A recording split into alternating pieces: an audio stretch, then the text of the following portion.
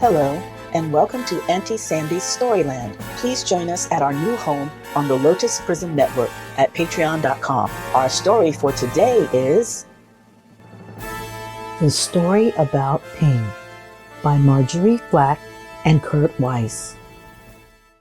Once upon a time, there was a beautiful young duck named Ping. Ping lived with his mother and his father, and 2 sisters and 3 brothers, and 11 aunts and 7 uncles, and 42 cousins. Their home was a boat with 2 wise eyes on the Yangtze River.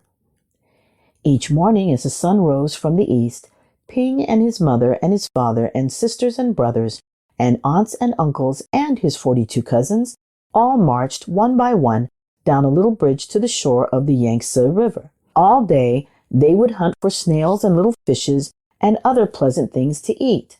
But in the evening, as the sun set in the west, "La la la la lay," would call the master of the boat. Quickly, Ping and all his many family would come scurrying one by one up over the bridge and onto the wise-eyed boat, which was their home on the Yangtze River.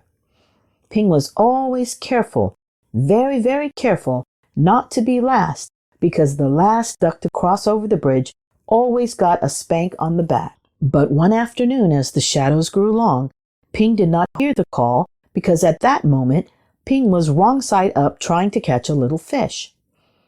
By the time Ping was right side up, his mother and his father and his aunts were already marching one by one up over the bridge.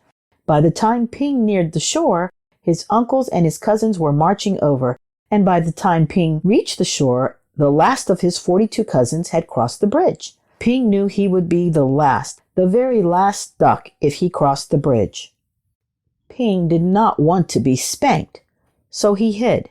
Ping hid behind the grasses, and as the dark came and the pale moon shone in the sky, Ping watched the wise-eyed boat slowly sail away down the Yangtze River. All night long, Ping slept near the grasses on the bank of the river with his head tucked under his wing, and when the sun rose up from the east, Ping found that he was all alone on the Yangtze River. There was no father or mother, no sisters or brothers, no aunts or uncles, and no 42 cousins to go fishing with Ping, so Ping started out to find them, swimming down the yellow waters of the Yangtze River. As the sun rose higher in the sky, boats came, big boats and little boats, fishing boats and beggar boats, houseboats and raft boats, and all of these boats had eyes to see with, but nowhere could Ping see the wise-eyed boat which was his home.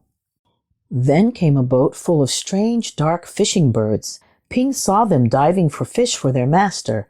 As each bird brought up a fish to his master, he would give it a little piece of fish for pay. Closer and closer swooped the fishing birds near Ping. Now Ping could see shining rings around their necks, rings of metal made so tight the birds could never swallow the big fish they were catching. Swoop, splash, splash, the ringed birds were dashing here and there all about Ping. So down he ducked and swam under the yellow water of the Yangtze River. When Ping came up to the top of the water far away from the fishing birds, he found little crumbs floating, tender little rice cake crumbs which made a path to a houseboat.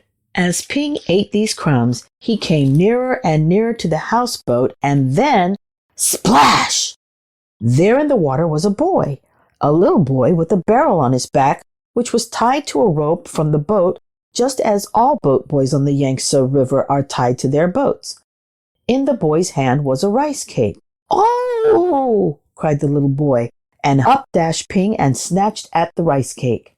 Quickly the boy grabbed Ping and held him tight. "Quack, quack, quack, quack," cried Ping. "Oh! Oh!" yelled the little boy. Ping and the boy made such a splashing and such a noise that the boy's father came running, and the boy's mother came running, and the boy's sister and brother came running, and they all looked over the edge of the boat at Ping and the boy splashing in the water of the Yangtze River. Then the boy's father and mother pulled at the rope which was tied to the barrel on the little boy's back. They pulled, and up came Ping and the boy onto the houseboat. "Ah, a duck dinner has come to us," said the boy's father. "I will cook him with rice at sunset tonight. said the boy's mother. No, no, my nice duck is too beautiful to eat, cried the boy. But down came a basket all over Ping, and he could see no more of the boy, or the boat, or the sky, or the beautiful yellow water of the Yangtze River. All day long, Ping could only see the thin lines of the sun which shone through the cracks in the basket, and Ping was very sad. After a long while, Ping heard the sound of oars and felt the jerk, jerk, jerk of the boat as it was rowed down the Yangtze River. Soon the lines of sunshine which came through the cracks of the basket turned rose color, and Ping knew that the sun was setting in the west. Ping heard footsteps coming near to him. The basket was quickly lifted, and the little boy's hands were holding Ping. Quickly, quietly, the boy dropped Ping over the side of the boat, and Ping slipped into the water, the beautiful yellow water of the Yangtze River. Then Ping heard this call, "La la la lay!" Ping looked, and there near the bank of the river was the wise-eyed boat, which was Ping's home, and Ping saw his mother and his father and his aunts all marching one by one up over the little bridge. Swiftly Ping turned and swam, paddling towards the shore. Now Ping could see his uncles marching one by one. Paddle, paddle. Ping hurried towards the shore. Ping saw his cousins marching one by one. Paddle, paddle. Ping neared the shore, but as Ping reached the shore, the last of Ping's 42 cousins marched over the bridge, and Ping knew that he was late again. But up marched Ping, up over the little bridge, and spank came the spank on Ping's back. Then at last Ping was back with his mother and his father, and his 2 sisters and 3 brothers, and 11 aunts and 7 uncles, and 42 cousins, home again on the wise-eyed boat on the Yangtze River. That is the end of our story for today. Thank you so much for tuning in. Join our exclusive Storyland membership on the Lotus Prism Network to get special appreciation bonuses and rewards as a valued member of our listener team. To join our membership, go to patreon.com/the Lotus Prism Network. For those who like the book we read today and would like to purchase it, please click the link in the description. Follow our Facebook page so you can find us on all your favorite social media and share with your family and friends. Thank you for your support.